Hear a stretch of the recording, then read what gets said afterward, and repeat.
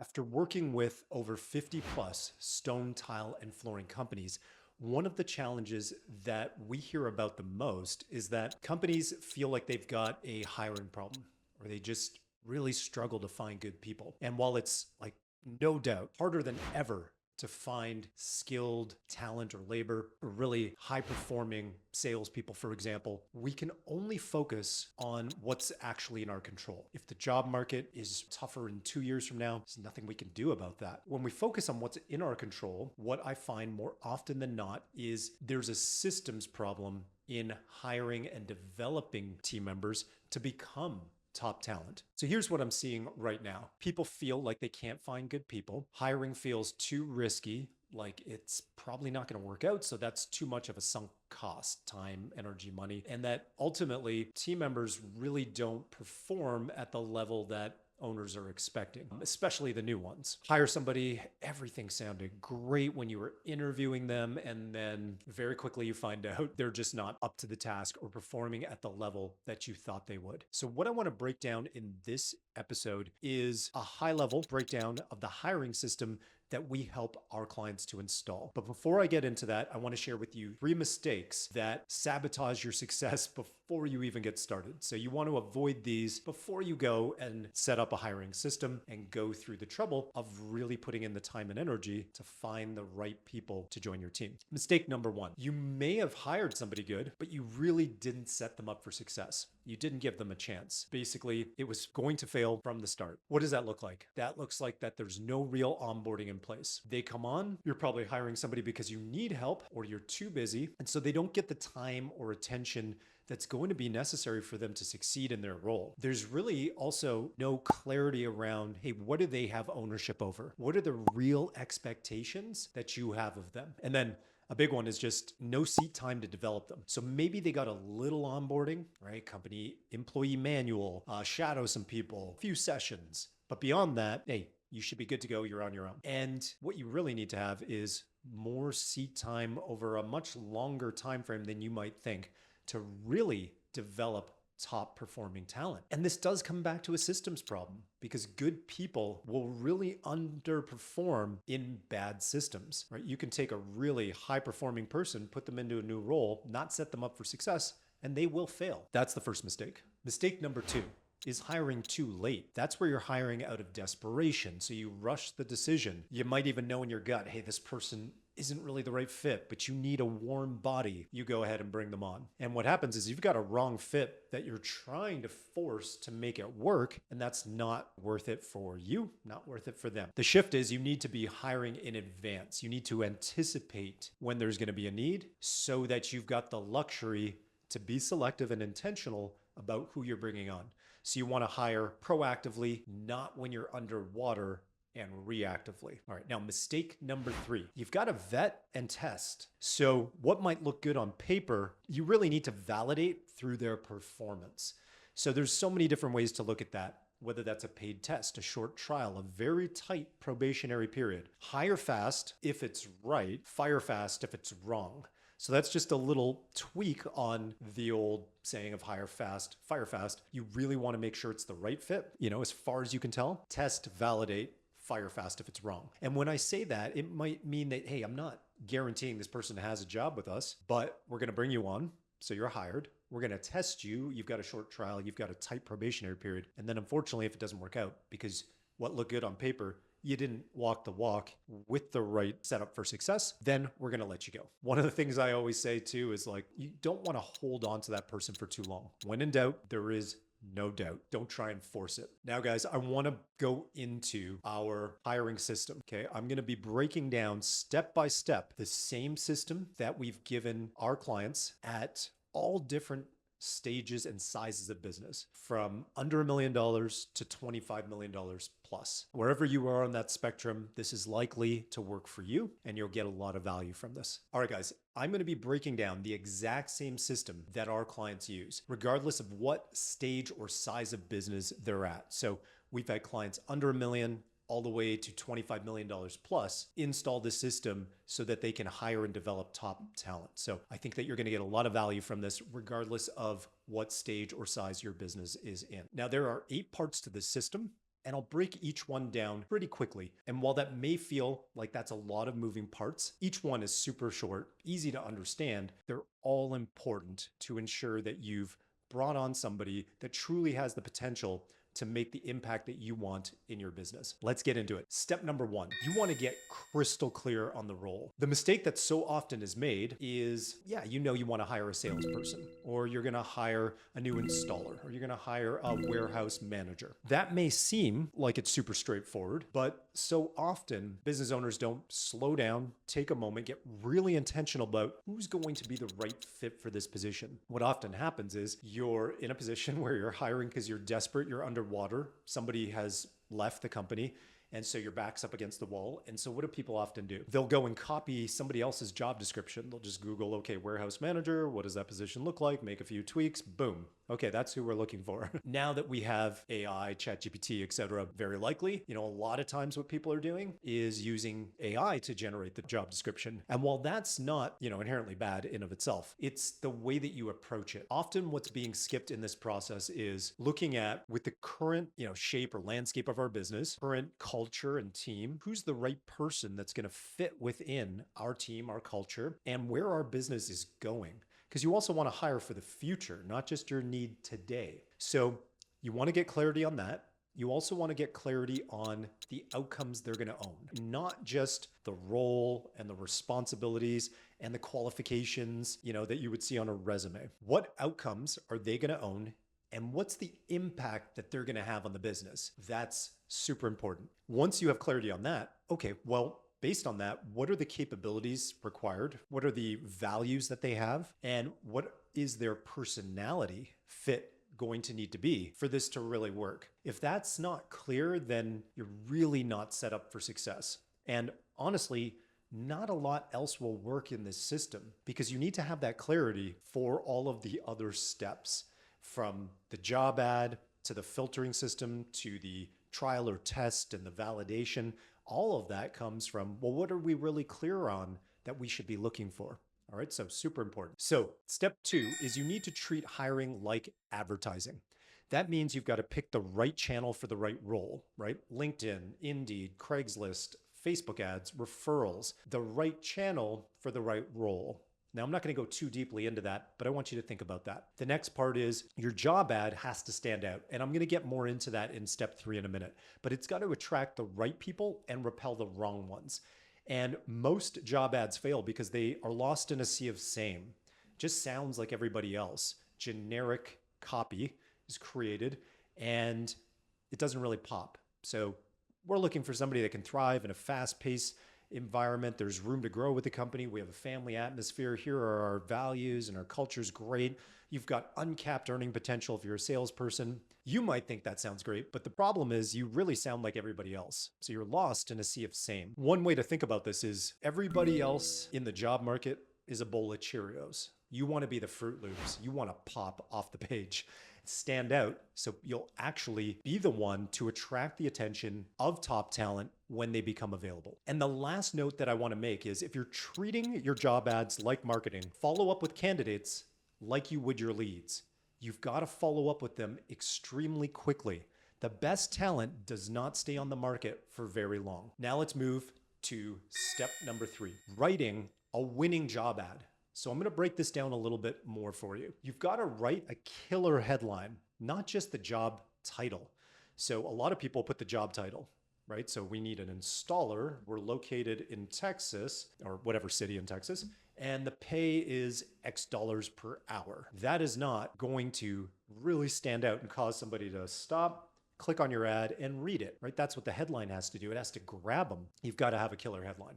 Next, all of the job ad copy should be structured to compel them by talking about what's in it for them. Why would they want to come work for you, right? You really have to think about that. It's not just here's the duties that you'll have, the role, the responsibilities, what your qualifications are, and a little bit of the upside. It has to sell them on why they would want to come to you. Even if you're paying less than something else they're looking at, they will take a shot on you if you've got the right ad copy. The other part is really try to share what's your clear vision, your clear, compelling vision that they'll be a part of. And what's the real upside, not just the cliches, right? What's the real upside? What do you really have to offer that is truly different than everybody else out there? And then why is this role in the company unique? Why would they really want to be a part of this? Right? Make sure that you communicate that. One other little pro tip is when you're building this out, you want to put at the top that they must review the entire job description in full before applying. And then in there, generally in the job requirements, for example, that kind of section, insert a keyword that must be included in the first line of their application. So for example, you could include the word driven for growth. So we include that in there, and this will instantly cut down on the amount of work you have to do to review applications. Because what that's going to do for you is going to filter those that follow instructions and respect that, what you requested, and they've got attention to detail, which is important in pretty much every role. And now what you'll find is that a lot of people are just, it's a volume game for them. They're just copying and pasting and applying. And so you can get over 100 submissions on certain jobs. This will allow you to just filter through to the 10% that have actually now made it past your first filter, which brings me to step number 4. You want to have filters and hoops that candidates have to jump through in your system to A, protect your time, and B, verify if this is a strong candidate. In the kind of process that you're going through, I'll give you a quick rundown. So in the application, have they inserted that keyword? If they have, then depending on the position, we might have them fill out like a quick application form, right? That's just got a few different questions that we want them to answer. And we'll look for certain things in that very quickly allow us to save time before we would ever interview somebody. We'll structure those questions carefully to see if they're on the same page of what we're looking for. And only if they pass that criteria will we actually look at their resume. But I'll tell you what we do and what we have our clients do more often than not is in that application form, we're going to ask them for a short video where they're just going to answer 3 questions. And I won't give you the 3 questions here because it doesn't really matter, but what we're filtering for is communication skills, right? Their personality. What the video is going to tell you is what are their communication skills?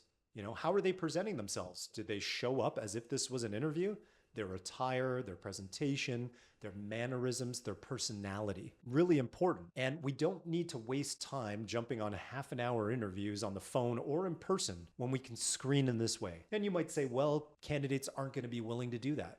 Then they're not the right fit for you. If they want this job, if your job ad did the heavy lifting, really compelled them that they want this opportunity, then they'll take this extra step. And the ones that aren't worth your time, they won't. And it doesn't matter if this is a front desk staff person, an installer, somebody that's going to be your logistics coordinator. Everybody has a phone.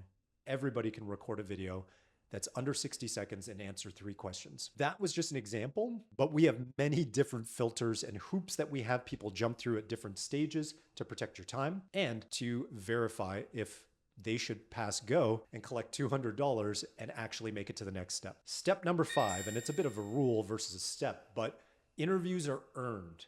Okay, so we don't just hand out interviews. They must pass all the filtering criteria, jump through all the hoops, and then we do a first interview, 10 to 15 minutes, super short. It's basically a pass-fail criteria that you should come up with internally to decide, do they make it to the second round? There's other ways that you can do this to protect your time. You can do group interviews, get everybody that you've validated in the last filtering stage and get everybody in a group, scheduled all for 10 to 11, 15. Interview everybody in 2 sort of cohorts and save yourself a ton of time. Then the second round they can pass through is a different stage, right? That might be one-on-one. That might be where you have, your team members do peer reviews. And only then after they make it through that stage, because we often don't interview as diligently as we should. Only after that do they make it to the final stage, like the last interview. Now, when they make it to the last interview, you're not going to give them an offer on the spot. Okay, remember what we talked about in terms of validating, can they perform? So there's a few different things that we like to do before making an offer. And this is step 6.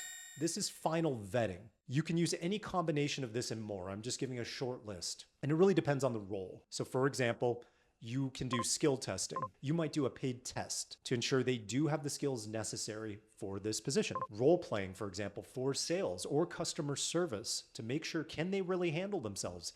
Can they follow the script? And personality assessments, culture fit assessments, very important, depending on the role in terms of how far you want to go with that. Peer interviews, as I mentioned before, reference checks, of course, don't skip those. You want to make sure that you go through all of these before you make an offer. If they're late in terms of turning in, a skill test, late to an interview, late to a peer review, don't give references. All of these are red flags, right? So when there is a red flag, as we said earlier, just follow the rule. When in doubt, there is no doubt. So even if your gut is telling you something's off here, just stop. You're probably right. And it's not worth the sunk cost in time, money, or energy to find out the hard way that they're not the right fit. That's the sixth step in terms of final vetting. Now, I will say, in addition to that, you will want to be thinking about paid tests, short trials, very tight probationary periods before a final offer. So you can still provide somebody a job offer, but you can make it contingent upon passing those criteria before they make it through and they're formally full-time, part-time, whatever it may be. Keep that in mind. Step number 7, hiring is only a part of the equation. Development is really where the gold is going to lie. Top performers are going to require clarity on the outcomes they own, as we talked about. Real onboarding for a significant duration of time. They're going to need seat time with those that matter. Now, that might be you, the owner, that might be management, that might be a co-worker, right? Another salesperson or another installer. They're going to need enough seat time to really shadow, to really get exposed, to really understand how to predictably create the same results as you or others do in that position. They're going to need coaching, all right? They're going to need coaching and feedback loops. It's really important. Far too often, they don't get enough clarity. They don't get real onboarding. They don't get development. And then after enough time has gone by, say 60 days, we're kind of like, that person should know what to do. And we expect them to perform at a high level. We expect the world of them. And then ultimately, we've got misaligned expectations and we're doomed. That person is going to have a short shelf life. You don't get top talent. You build it. So that's really important. Step number 7. Develop your top talent. All right, guys, let's bring this home with step number 8. You want to measure performance and you want to invite your new hires to measure you. So what do I mean by that? Let's start on the first part. You want to measure performance with those that you have onboarded and developed. You want to have clarity on the key performance indicators that validate, are they on track or off track in their role and the outcomes that they should own, right? And you want to have that in a 30, 60, 90-day cadence to make sure that there's a feedback loop, that they know, hey, I'm doing well in these areas, I'm on track, and I need to improve in these areas. And that's where the coaching comes in, which is ongoing. I won't go too far down the rabbit hole on that, but you get where I'm going. The last part is equally important. In those reviews, what we have our clients do is invite them to measure you. You created a compelling job ad, a compelling opportunity for them, a compelling vision that they were buying into. What you don't want to have happen is, hey, you sold them on this dream and then there's no follow through or never another conversation about it. In those 30, 60, 90-day reviews, you want to invite them to review your performance. Get them to review, are you delivering on the promises that you made to have them come work for you? All right, guys. I hope you found that valuable, insightful, and that's really going to help you to attract and develop top talent so you can take your business to the next level more easily. Now, if you found this valuable and you want help installing your hiring system, then shoot us a message at team@drivenforgrowth.co and just put the word hiring in the subject line, and we'll be happy to chat with you.